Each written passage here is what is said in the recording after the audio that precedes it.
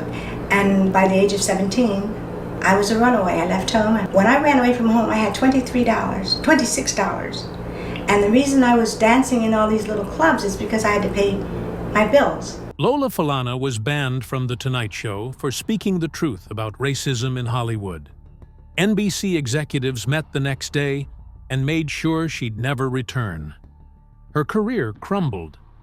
Then, in 1987, she woke up paralyzed on her left side. Multiple sclerosis had struck without warning. But what she did next changed everything. She crawled when she couldn't walk, prayed every day, and experienced what she called a miracle. The transformation that followed was completely unexpected. Lola Falana was born into a life most people wouldn't survive. She came into the world on September 11, 1942, in Camden, New Jersey. Her family had very little, and she was the third of 6 children packed into a small home full of noise, struggle, and ambition. Her father, Bennett, had come all the way from Cuba, joined the U.S. Marines, and then worked as a welder just to keep the lights on. Her mother, Cleo, stitched clothes and stretched every dollar until it tore. Lola's childhood was hard, but it was also rich in something else: music, dancing, storytelling, and a sense of culture that helped her see beauty even in the middle of poverty. Even as a toddler, Lola couldn't sit still. She danced around the house at 3, sang in church at 5, and by the time she turned 12, she wasn't just learning routines, she was teaching them. When the family moved to Philadelphia in 1952, it was in search of something better. Lola turned that hope into motion. She studied piano, violin, and dance, went to school by day, performed by night, and gave it everything she had. She mixed gospel with tap, jazz with Afro-Cuban rhythms, and did it in a way that felt new and electric. Her style didn't look like anyone else's, and that's what made her unforgettable. But not everyone thought her dreams were worth the risk. Right before graduation, she made a choice that shook her family. She dropped out of Germantown High School. Her parents were devastated. Her father, who had worked so hard to give her a chance, felt betrayed. But Lola didn't want a safe life. She wanted a big one. She walked out with no diploma, no job, and no safety net. Just the promise she made to herself that she would never come back unless she made it. New York didn't welcome her. She arrived with almost nothing in her pocket and nowhere to sleep. So she slept in subway stations. Cold floors, hard benches, echoing noise. That was her bed for a while. But she didn't give up. Every day was an audition. Every night was a new hustle. She kept going, kept performing, kept pushing. People started to talk about her. The girl who danced like her life depended on it. The girl who lived underground just to reach the stage. And that story stuck. It made her unforgettable. What most people didn't know was how closely her mother was watching. Even when Lola was still in school, Cleo would escort her to nightclubs, gritty places full of danger, drunks, and sometimes worse. Lola would sing and dance for just $10. Cleo never left her side. She didn't want her daughter to get chewed up by that world. She stood in the shadows and protected her, even when it scared her. That decision might have been the one that kept Lola safe. It also gave her a glimpse of just how ugly and chaotic that world could be. She learned fast how to survive, and she never forgot it. Then came the moment that changed everything. In 1958, Lola was 16 years old when she walked up to Dinah Washington, one of the most respected singers of her time, and asked to perform. It was a long shot, but Washington gave her the chance. On stage, right in the middle of her song, Lola's swimsuit strap snapped. She didn't stop. She held the strap in her teeth and danced anyway. 16 jetés in a row. The audience went wild. Dinah laughed and clapped. And from that moment on, Lola wasn't just another girl with talent. She had guts, and that mattered more than anything. That boldness led her to Atlantic City, where she kept dancing in smoky clubs until one night, Sammy Davis Jr. saw her. He was already one of the biggest entertainers in the world, and he knew talent when he saw it. He cast her in his Broadway show, Golden Boy, in 1964. That changed everything. The show was daring for its time. It talked about race, love, and all the things most people were afraid to say out loud. And right there, in the middle of it, was Lola, standing out from the chorus and proving she belonged. By 1965, she had recorded her first single, My Baby. She signed with Mercury Records, then later with Reprise, the label owned by Frank Sinatra. That meant something. Sinatra didn't back just anyone. Being a black woman in the music industry was never easy. But Lola didn't just show up, she broke through. She performed on television, headlined clubs, and proved she wasn't just a dancer or an actress. She was everything.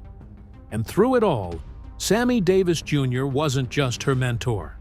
He became much more. He managed her, coached her, and introduced her to the inner circle of showbiz. In 1966, Lola Falana stepped into the world of film with her debut in A Man Called Adam.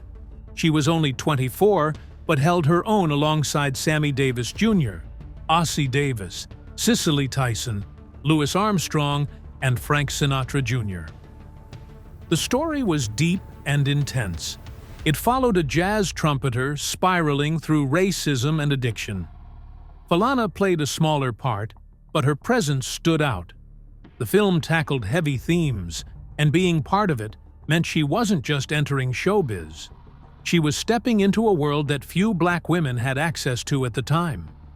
Directed by Leo Penn and released by Embassy Pictures, the movie gave her international exposure. It was the start of something much bigger. That same year, she moved to Italy.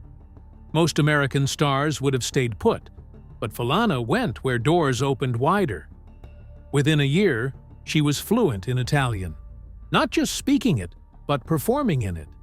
Between 1967 and 1968, she acted in 3 films. One of them, Lola Colt, was a spaghetti western, where she didn't just play a role, she was the lead. A gun-toting, fearless woman of color in a genre that rarely allowed such bold casting. Italian audiences couldn't look away. She sang, danced, acted live on television, and completely broke the mold of what people thought a black woman could be. She started appearing on the hugely popular show Sabato Sera beside Italian music icon Mina. The chemistry between them was magnetic. Falana's charm, elegance, and confidence stood out. She sang in fluent Italian, danced like no one else, and carried herself with a calm power that mesmerized audiences. That's when they gave her a name, La Venere Nera, or the Black Venus. The nickname said a lot. It recognized her beauty, but also hinted at how different she was from anyone they'd seen before.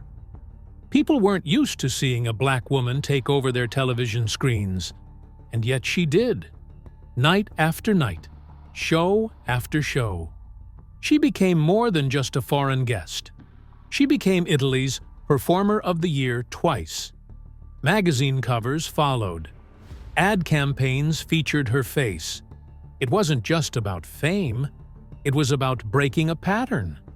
European media had not welcomed black women in this way before. Falana didn't just win hearts, she shifted the narrative. Soon, she was touring across Europe. Crowds in France, Spain, and the UK came to see her. Her success overseas started a movement that encouraged other black performers to try their luck beyond American borders. But it wasn't only the work that made headlines. Between 1965 and 1968, Falana was deeply involved with Sammy Davis Jr. He wasn't just a friend or mentor, he was married. His wife, May Britt, was Swedish, and together they were one of the most talked about interracial couples in America. But behind the scenes, Davis and Falana were spending more and more time together. She starred in his Broadway show Golden Boy and his movie A Man Called Adam. They toured together. Their connection was obvious. At a time when interracial marriage was still illegal in several states, their relationship pushed limits. Eventually, Davis confessed the affair to Britt, and everything fell apart. In December 1968, May Britt filed for divorce. It wasn't messy on paper, but the emotional damage was clear. She said there was no family life left. The court gave her custody of their 3 children. The media jumped on the story. Newspapers like the New York Times published the details. It wasn't just a breakup. It was a public collapse of a marriage that had already faced racial backlash from the moment it began. Now, Falana was in the middle of it. People labeled her the homewrecker. At the peak of their relationship, Davis rented her a suite at London's Playboy Club. It wasn't just a gift, it was a message, a public show of affection. The suite became their space, a place where celebrities, journalists, and elites saw them together without any attempt to hide it. Even Altavice Gore, a friend of Falana's, stayed there. She would later marry Davis herself. The entanglements were hard to ignore, but Falana wasn't interested in being anyone's secret or shadow. In 1969, she walked away. She ended both her professional and personal ties to Davis. In an interview, she said if she didn't leave, she'd always be known as the Little Dancer with Sammy Davis Jr. She wanted more, and she made it happen. That same year, she starred in The Liberation of L.B. Jones. It was a bold film about racial violence in the American South. Her performance earned her a Golden Globe nomination. She had gone from side act to headliner in just a few years. Still, her past followed her. In the eyes of many, she wasn't just a rising star. She was the seductress who broke up a marriage. Hollywood and Vegas clung to that story. People whispered about her influence, her beauty, and her ambition. Some claimed she even trained Davis's next wife in the ways of showbiz. No matter how much she achieved, those labels stuck. But they couldn't stop her.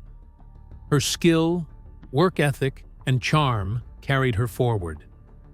In 1970, Lola Falana made a powerful entrance into American cinema with her role in The Liberation of L.B. Jones. It wasn't just a film, it was a statement. Hollywood wasn't used to casting black women in major dramatic roles, but Falana changed that. She played Emma Jones with intensity and fire, earning a Golden Globe nomination for New Star of the Year. She stood alongside names like Marlo Thomas, Jane Alexander, and Carrie Snodgrass, who eventually won. But Falana's nomination stood out. This wasn't just another award nod. It was her first role in a major studio film, and it forced people in the industry to look up and take notice. At a time when black actresses were rarely given serious roles, Lola Falana proved that talent couldn't be ignored just because of race. That same year, she did something even more unexpected. She posed for Playboy. It made headlines because she was the first black woman to ever do it.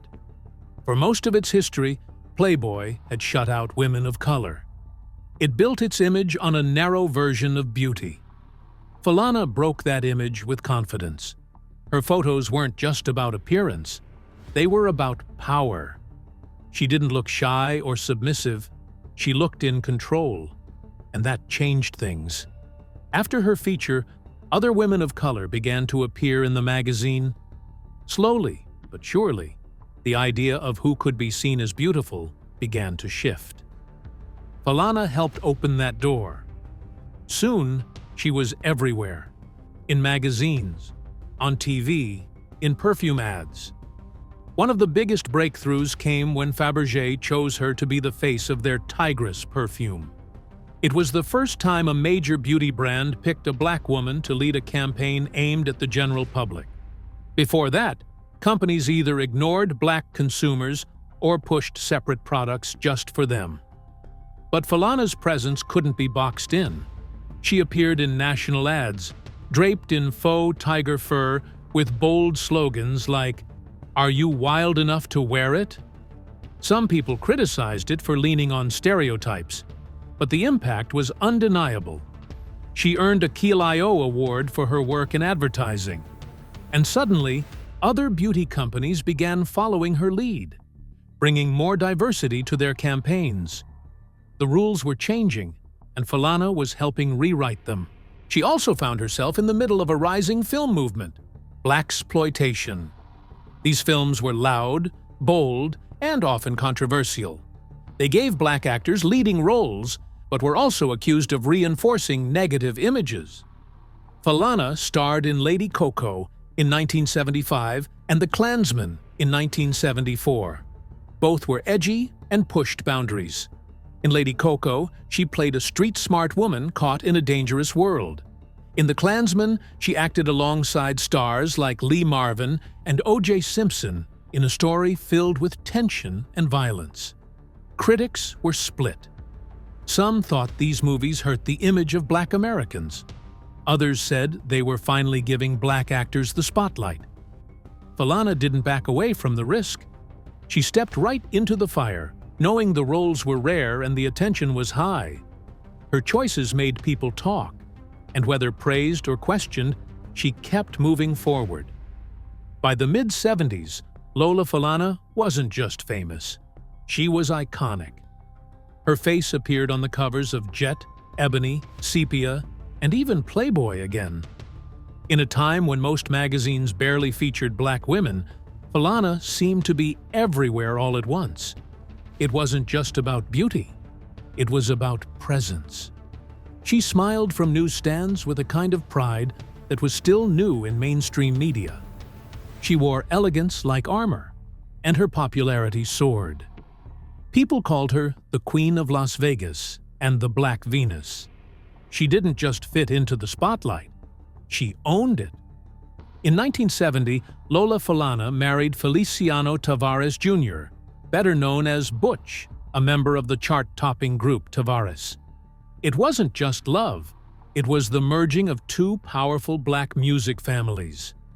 Tavares had already made waves with hits like Heaven Must Be Missing and Angel. Lola was breaking through on TV and Broadway. Their wedding became a hot topic.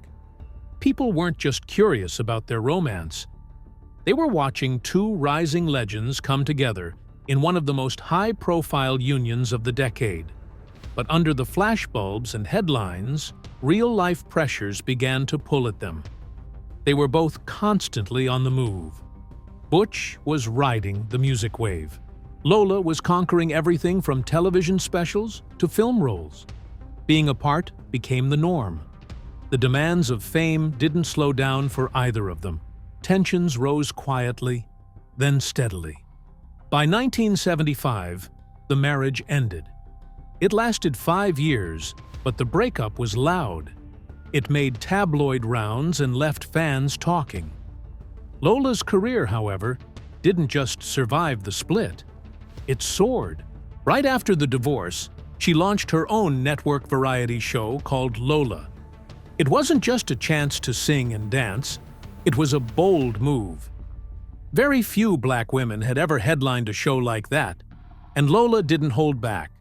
The episodes had everything: live music, sharp comedy, big names like Muhammad Ali and Bill Cosby. Even with just 4 episodes aired between late 1975 and early 1976, it changed how people saw her. She wasn't just a performer. She was a star who could lead, create, and dominate primetime TV. In that same era, she also made waves in the disco scene. Her 1975 single, There's a Man Out There Somewhere, landed on the Billboard R&B chart and peaked at number 67. It wasn't a huge hit, but it proved something important. People had thought of her as a dancer, an actress, a variety host. But now she had music credibility too. The song became a favorite for collectors of vintage disco and R&B. For Lola, it was more than just a chart position. It was proof that she could succeed in any corner of the entertainment world she walked into. Then came Las Vegas, and everything changed. By the end of the 1970s, Lola Falana wasn't just performing in Vegas, she was ruling it. The biggest casinos, the Sands, Riviera, and MGM Grand, competed to book her. She filled the rooms for weeks, but it was her contract with the Aladdin in 1979 that made history. They offered her $100,000 per week. That number stunned the industry. For 20 weeks a year, she earned $2 million annually. That amount put her second only to Wayne Newton in total Vegas earnings. She was one of the few headliners who had full creative control, top billing, and a profit share in her shows. No other woman on the Strip had a deal like hers, and few men did either. Her shows weren't just about music and dance. They were visual spectacles. She wore glittering gowns designed by Bob Mackie, the same man who dressed Cher and Diana Ross. Each look was a moment, and audiences remembered them. Her signature song, Whatever Lola Wants, became the highlight of every show. When she sang it, the crowd erupted. She wasn't just a performer. She was a symbol of power, grace, and style in an era that often offered none of those to women like her. In 1980, Lola stood on stage again, but this time with someone from her past. She co-hosted Ebony's American Black Achievement Awards with Sammy Davis Jr., the same Sammy Davis Jr., who had once mentored her and shared a romantic history with her. Their reunion wasn't just for the cameras. It was real, public, and emotional. For years, people had speculated about what had gone wrong between them. But on that stage, they smiled, joked, and moved together like old friends. It was a moment of healing. It meant something more than just entertainment. It showed people that reconciliation was possible.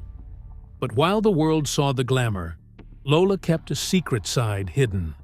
She had started writing a diary when she was just 10. In 1982, she began typing it into a manuscript she called Thoughts. No one else saw it, but it was real to her. Page after page, she opened up about how lonely fame could be. After the lights went down and the curtains closed, she often sat alone in her hotel room, wondering what it was all for. She spoke about sadness, about pressure, about the deep emptiness that sometimes followed the cheers. The manuscript was never published, but years later, people learned about it in interviews. That diary became a rare symbol of vulnerability from a star who always seemed unshakable. In the 1970s, she was one of the brightest stars on television and the Las Vegas stage. But one night changed everything. It was supposed to be another routine appearance on The Tonight Show. Instead, she chose to speak her mind. What she said on live TV left the audience in shock and made NBC executives panic. She talked openly about racism in the entertainment world. She didn't name names, but everyone knew who she meant. Her words cut deep. Viewers flooded the network with complaints. The studio fell silent. The host, Johnny Carson, tried to change the topic. She didn't let him. She said the current was flowing, and she was it. Carson looked visibly uncomfortable. For once, he didn't have a joke ready. When Falana pushed back against the idea of softening her image, he had no comeback. He cut to commercial earlier than scheduled. That was all it took.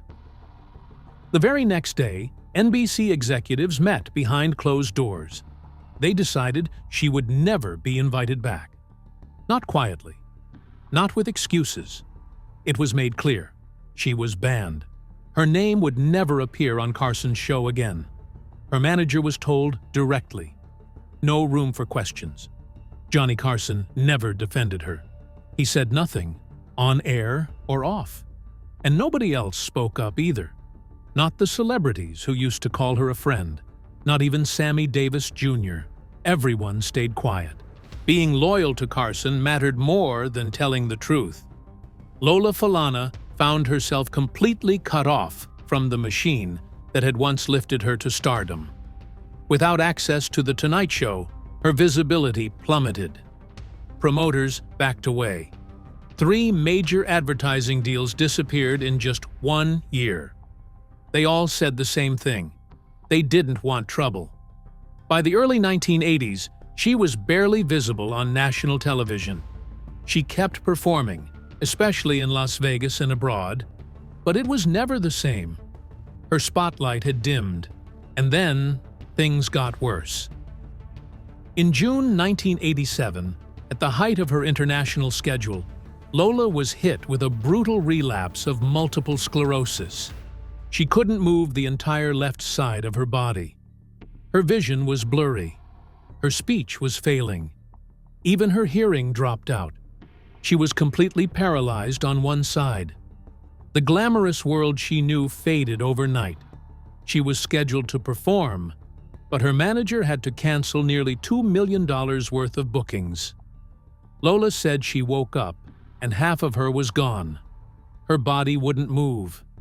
Her arm was useless. Her balance was gone. She tried to stand but kept falling. She fell 5 times that morning. Her skin was numb. Her voice didn't work. It was terrifying. And she was alone in it. She said the difference between applause and silence hit her harder than any diagnosis ever could. But she refused to give up. She wouldn't use a walker. She wouldn't even lean on furniture unless she had to. She crawled when she had no other option. She didn't want to give the disease any control over her spirit. A walker, she feared, would make her muscles lazy. So she kept moving, even if it hurt. She kept pushing her body to remember what it once could do. And through it all, she prayed. Every day, for 18 months. Those prayers became her strength. She said she felt something one day, a warmth moving down her body. Not from medication, from something else. She believed it was healing through faith. Slowly, piece by piece, her body responded. She regained strength. She started to walk again. And in 1988, she converted to Catholicism. It wasn't just a change in religion. It was a change in her whole identity. She said she had been healed. Not cured, but healed. Medicine couldn't explain it, but she felt it, and she believed it. She returned to the stage briefly. In July 1987, she appeared at the Sands in Las Vegas. The audience welcomed her, but it was clear she had changed. She wasn't just an entertainer anymore. She was a survivor. But the battle wasn't over. In 1996, she had another major MS attack. This one forced her to leave the spotlight for good.